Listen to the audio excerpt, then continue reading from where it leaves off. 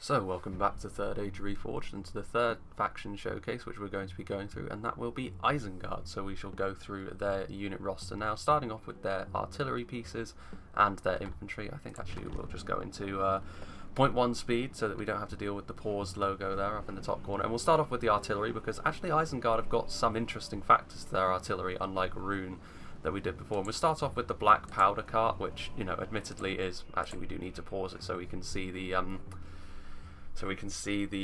stats over here, but the black powder cart, it does have the picture there of one of the cannons. I think that's the culverin from Medieval 2.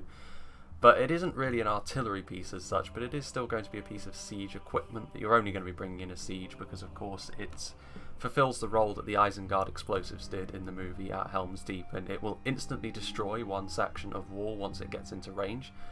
This will also destroy most of the unit of berserkers that are pushing it, so you won't actually have too many men in the artillery crew left over when the black powder cart has done its thing. It's also only 500. It used to be considerably more than that, but it has been made a little cheaper so that it is worth bringing. I think it's also a Silver Surfer black powder cart at the moment, but nonetheless, you can use it. It's cheap and it can bring down a wall instantly, so that's always good. But it is also very possible that the crew will be killed before they get there because it isn't exactly very quick.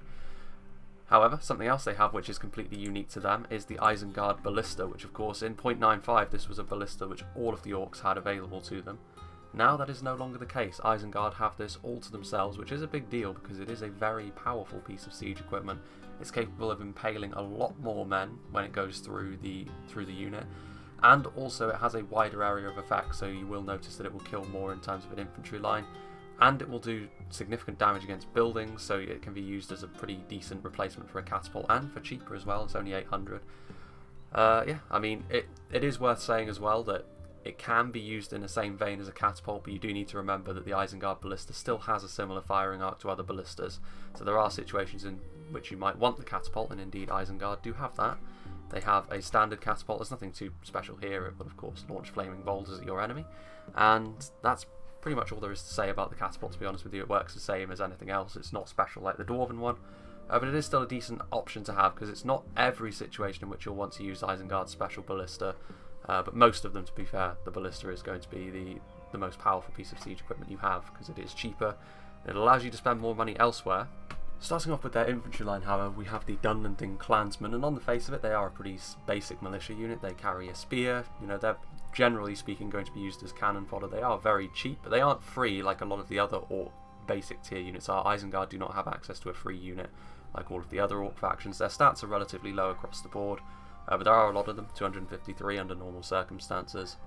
But the real selling point for the Dunland Clansmen, their unique feature as it were, I believe they still have it, is the fact that the Dunlanders have got a natural anti-cavalry bonus. Of course, they are the sworn enemies of Rohan, and this translates to the Dunland Clansmen, which already had an anti-cavalry bonus on their spears, so they can do decent damage against cavalry, honestly. And if you're going up against a cavalry-heavy faction, the Dunland Clansmen can be a very, very good tool indeed, because obviously it's not very easy to get a good amount of cost efficiency out of them against, well, when you're trying to charge cavalry into them. But yeah, definitely, they might not be free, but their effectiveness against cavalry certainly more than makes up for that, and it makes them a very potent tool, potentially, in the ISENGARD roster. Speaking of the Dunlanders, however, we're not quite done with them yet, as we move back to the Dunlanding Veterans, which of course have been a mainstay in ISENGARD ever since they were in Vanilla. And this is a unit, of course, it used to be they used to be AP back in 0.91, but times have changed since then. Not bad stats across the board, honestly. They only cost 475, and there are a decent amount of them in a unit on Huge, so there are 183. A little bit more of an attack-focused infantry, this, though. They've got 7 attack, 11 defense. They also have a bonus against cavalry as well. It's not as severe as a spearman unit, but it is still present, so you don't want to leave cavalry in melee against the Dunland Veterans for too long, otherwise you will start to lose unit models pretty quickly. But the Dunland Veterans are your more offensive, sort of basic infantry unit that you can field in great numbers. Depending on who you're up against, this could be a good thing or a bad thing, of course. If you're up against factions which you want to do as much damage to as quickly as you possibly can, then the Dunland Veterans might well be for you. Or if you're trying to clear out a spot on the wall, the Dunland Veterans may very well be a good first wave to use. However, if you want a more survivable front line, then you will probably punt for these guys, the Urukhai Raiders, of course, the basic level Urukhai. And of course you can see they have a lower attack but a higher defense, and that's what you trade out for. There are also significantly more of these in a unit, I think the Urukhai Raiders, generally speaking, are going to be the more popular choice. The Dunland veterans are probably going to be a little bit more of a niche choice against certain factions who, you know, are going to be susceptible to taking casualties quite quickly. But the Urukhai Raiders, very good, obviously 203 men in the unit. They also have an upgrade model, which I think gives them the leather armor, which yes indeed it does. It makes, I've heard this called the BDSM armor, which is quite amusing. Of course, you can see the total defense on these guys has been increased by 1 because the armor has been increased by 1. And, you know, the Urukhai Raiders, I think they make a very good front line. I mean, generally speaking, it's what you expect to see from the Orcs. The Heavy Goblin Infantry and the Angmar Marauders are something quite similar to the Urukhai Raiders in terms of function. Moving back, however, we then come into the 3 shock infantry units, well, the 3 cheaper shock infantry units that the Urukhai can field, starting off with the Urukhai Reavers, of course, the basic Axemen. These 2 have been in Isengard ever since vanilla, and naturally when you look at them, much more attack focused. They've only got 1 more attack, interestingly enough, than the Dunlanding veterans, and they have significantly less defense.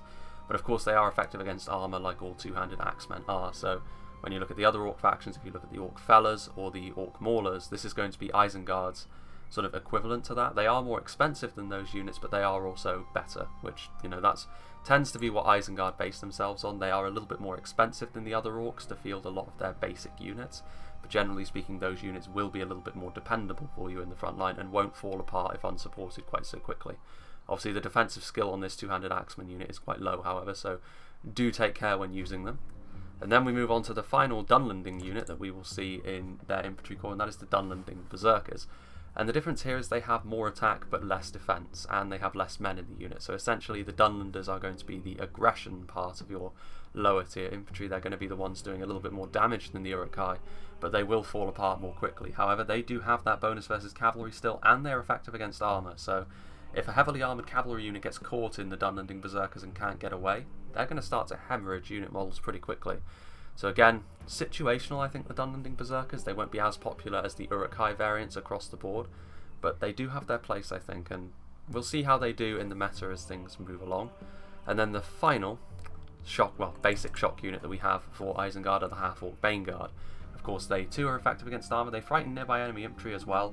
Generally speaking, they have a slightly higher attack than the Urukhai Reavers, but they also have the best defense. So of all of these Isengard shock units, they actually have the highest defensive values. They've got decent armor as well, which means they will individually stick in the fight for longer. Now, of course, they do have the lowest unit count, however, at 153, so that is worth taking into account. We'll see if the lower unit model is worth bringing, if it gives you more armor.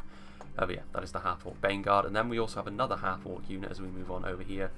We will see the HalfOrc Spearguard, which is, of course, a slightly more hardy spear than the Dunlanding Clansmen at the front, but of course, you know, you pay for this in other ways. There are significantly less men in the unit, but they can make shield wall, which is always good. You know, this is probably the one part of the Isengard line which is going to be used aggressively in a line fight to really push into the enemy lines, because Isengard really don't have any other units aside from a General's Bodyguard unit that can do that. So Isengard are going to be much more content to let the line battle happen for reasons which will become obvious in just a moment.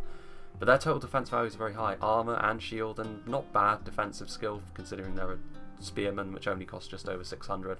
But yeah, I mean, just basic spears in many ways, that the sort of stats you would expect to see on a Kingdoms of Men spearmen in their main line. Now though, we shall move on to the heart and soul of the Isengard army, and that is going to be their Urukhai. Starting off with the Urukhai Infantry, of course. Now this is going to be something which is going to much better go up against the Kingdoms of Men in a straight fight, and this is where Isengard are going to start to play against the good factions of Middle-earth at their own game, because Isengard certainly have the most balanced central core of all of the Orc factions. Whether that's a good thing or not is really down to personal preference.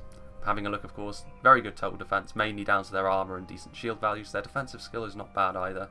Their attack is not terrible, but 750 is a lot. You have to remember 750 is the same sort of price you'll be paying for Loke Flag Rim, even more so in fact. So, you know, the increased unit models will help you, but whether it will help you in most situations remains to be seen. And then of course we have the upgraded model over here, previously the Nazsky Bodyguard. They are now the upgraded Urukhai Infantry. And actually if we have a look over here, you can see the armor has increased to 10. This does make them a pretty scary force on the battlefield.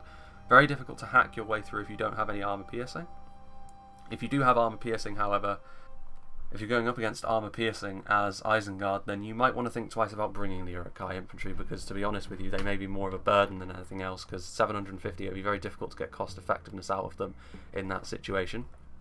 Then, however, we move on to the Urukhai Pikemen, of course, another central feature of Isengard, and one of the reasons why they prefer to let line battles carry on rather than be aggressive during them, because they are able to field these very, very powerful pikemen, and they can hold down a line for a long, long time. Again, with a pikeman like this, even if they start losing, they're still going to be able to hold the line for a significant amount of time. It's very, very difficult to break down Isengard in a full frontal assault. It's really one of the main reasons that you will play as Isengard, to have that really central, solid core, which the other orcs for the most part lack. They are more prone to falling apart than Isengard.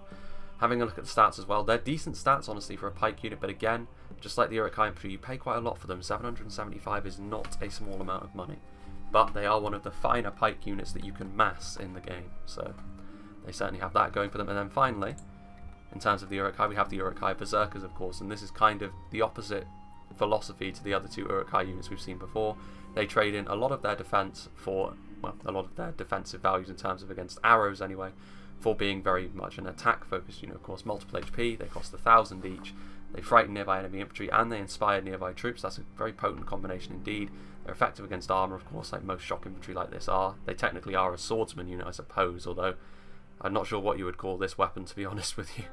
And then you have a look at some of their other stats. I mean, they've got a good defensive skill of 14, so even in a fight against some higher tier units, they can still mix it with them. The real problem, of course, though, is against ranged attacks. Javelins and arrows in particular will absolutely tear through Urukhai Berserkers, so definitely a very situational unit. Against the elves, probably not a good choice, but against some of the more heavily armoured factions like Gondor and the dwarves, potentially a very useful tool to use to really lay their infantry line low. And then we go back into the 3 footbound units in melee that will start to do a lot of damage to your enemy. Very, very powerful indeed. As I get onto the right one, we have the Nazsky, of course, the folk of the ring, and essentially they're like super-powered berserkers which have good armor. They've got better stats across the board. They do cost 1,400, of course, and they are a general's bodyguard unit, very aggressive styled general's bodyguard unit. Of course, they inspire nearby troops and frighten nearby enemy infantry, just like the berserkers, and they're effective against armor. Having a look at all of their stats as well, 25 attack is huge. They've got a defensive skill of 18. Very few units are going to want to take the Nazsky head on, especially if they're armoured. If you're an armoured unit, you want to stay well away from the Nazsky.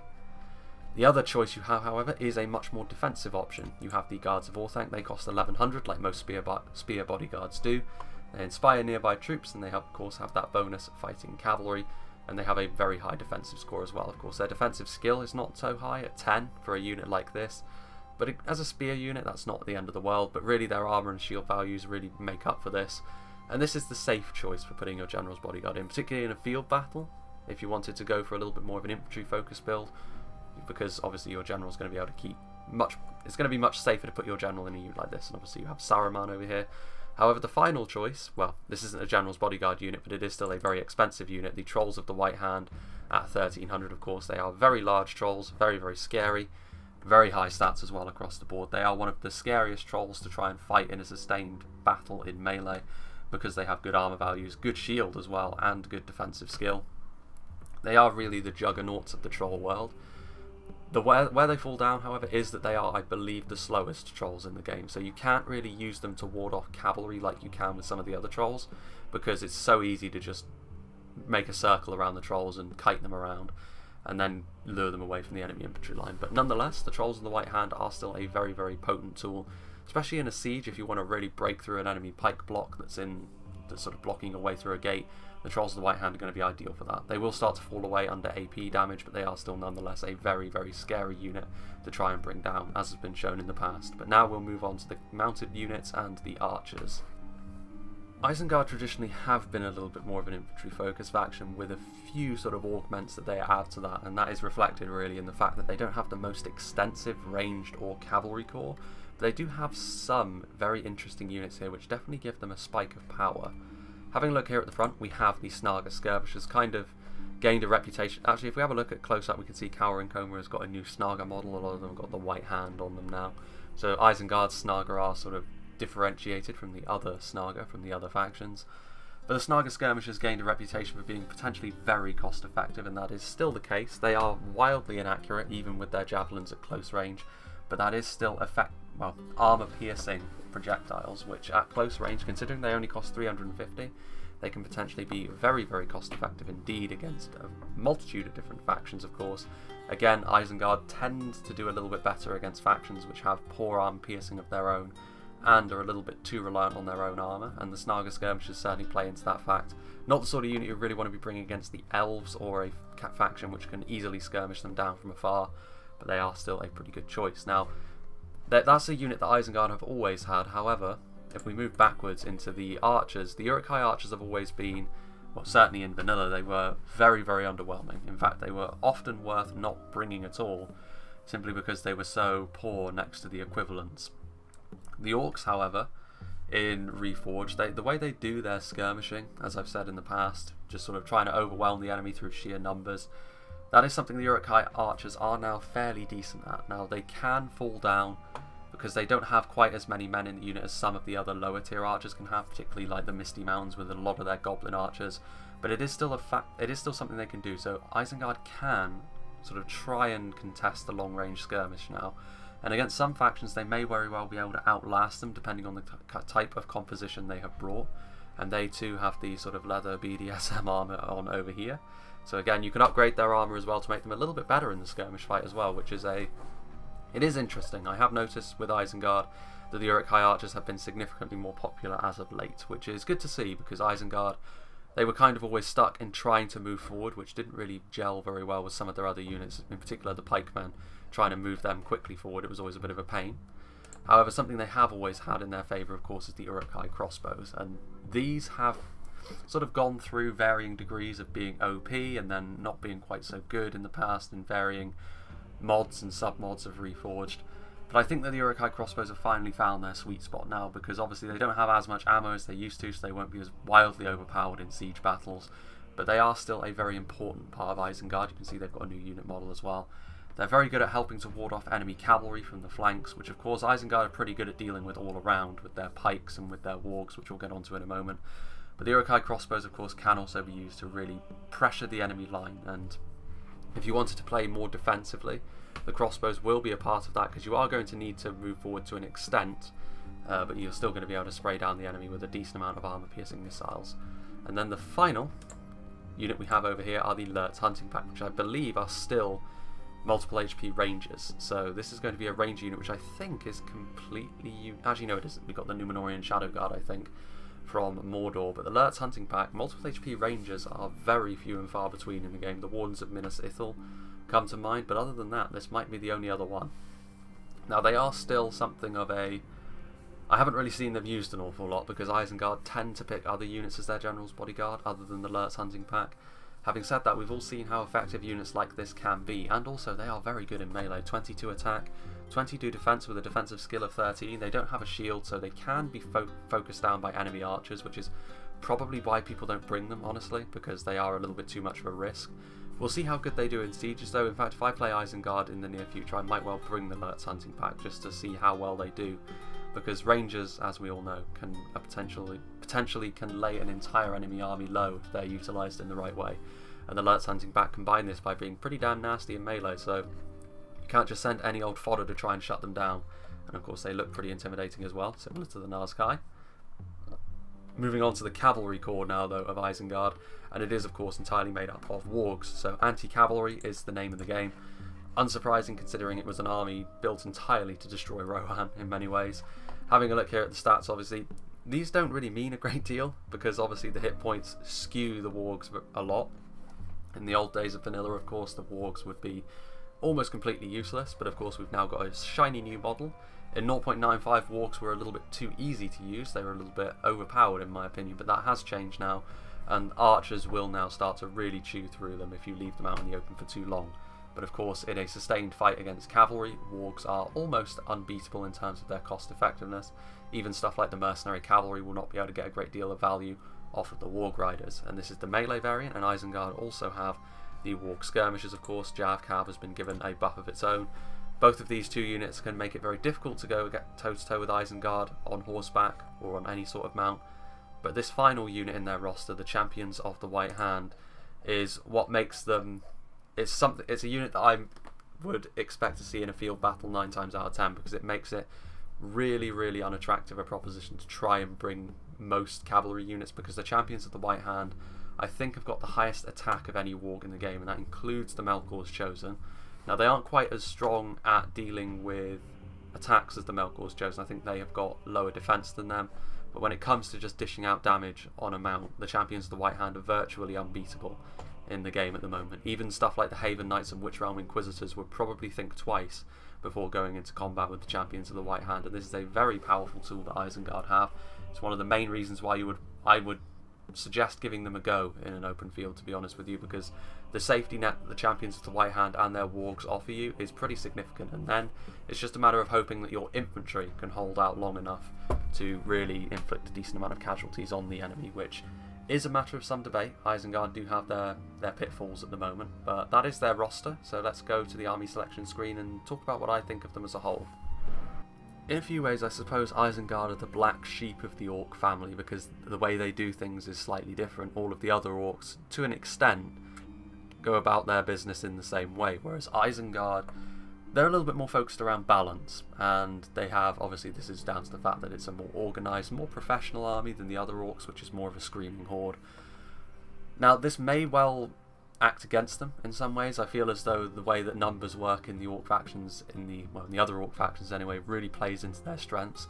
Isengard need a little bit more nuance to make work, I think, and this comes down to the fact that it can be quite difficult to get cost effectiveness out of certain types of armies. For example, the Urukhai Infantry, I would be very tempted not to bring them against factions with a lot of AP, even though they are, technically speaking, a very strong mainline unit. The Urukhai Pikemen as well, you know, if you can bring 3 before the cost increases, but that is something which still could potentially be skirmished down against the wrong type of faction. Now, balance is the key for Isengard in many ways, but unlike Rune before them, I would not call Isengard a jack of all trades, because there are certain areas in which they fall down, but there is also one very big area in which they have a genuine specialisation, and that is in their ability to counteract cavalry. Of course, we've already spoken about the wargs and the Dunlanders, and they have pikes and they have spears. If you just look at all of the anti-cavalry options they can bring in one army. So we have champions of the White Hand, we have warg riders, we have warg skirmishers, you can only have one before the cost increases. We also have HalfOrc Spear Guard, you have Dunland Clansmen, you have Dunland Veterans, and you have Dunlanding Berserkers. All of these units are effective against cavalry and the Guards of Orthanc, in fact. All of those units are effective against cavalry. Now, the pikes are as well, but obviously we've said before that pikes, their lack of manoeuvrability can hurt them when it comes to just chasing down cavalry. You also have crossbows and the pikemen as well, though I also didn't give myself the correct amount of money, obviously 1300. So if we see how we go into, before we go into minus 3000, we're getting there now. So yeah, I mean, imagine this, you know, this is obviously not the perfect example, but all of these units are effective against cavalry. Every single one of them. The crossbows, their ranged powers are going to be very, very useful at dealing with some of the more heavily armoured stuff, but it just goes to show how deadly Isengard can be against cavalry-focused factions. Now, this can fall down a little bit. I do feel as though, at the moment, in terms of their infantry, they aren't capable of going toe-to-toe with several factions which are effective against armour, for one, and just have a little bit more melee expertise, because unlike the others, they don't have that safety net of having quite so many men on the field like the Misty Mountains or Angmar or Mordor do. Having said that, though, I do still feel as though Isengard have their place. I think that they are one of the tougher factions to play at the moment, simply because it's not quite so easy as it is with the other Orc factions to just charge across the field and try and envelop your opponent while sort of bogging them down with superior numbers in their skirmish fight and just, you know, a lot of cheap units. Isengard don't have that safety net in the same way the other Orcs do, but they certainly do have tools, that can't be denied. You know, their crossbows, their champions of the White Hand, their Nazsky, their trolls, all of this, you can make Isengard work, I think. There are going to be a few changes, I think, but all of them are going to be fairly minor, but we shall see. For me, I mean, I wouldn't mind playing as Isengard, honestly. I feel as though their anti-cavalry capabilities have the potential to be really annoying to certain factions. Rohan are an obvious one, of course. Rohan can try and go skirmish heavy against Isengard, but Isengard are quite capable of just absorbing all that pressure and bleeding Rohan out from the wrists. It's a similar story with Khand, although Khand will at least be able to put up a little bit more of a fight against the wargs on horseback with how good the Khandish cavalry is in a cav-to-cav engagement. But also, the more heavily armoured factions like Arthedain and Dol Amroth might well struggle against Isengard's sheer anti-cavalry force, and the fact that their men in melee are going to be able to deal quite a lot of armour-piercing damage. Of course, this goes The other way, of course, as well, if there is a faction with a lot of armor piercing, then you might want to go for some of Isengard's cheaper units. But yeah, that is going to be summing up the Isengard roster, and we will move on next time, I think, to Gondor.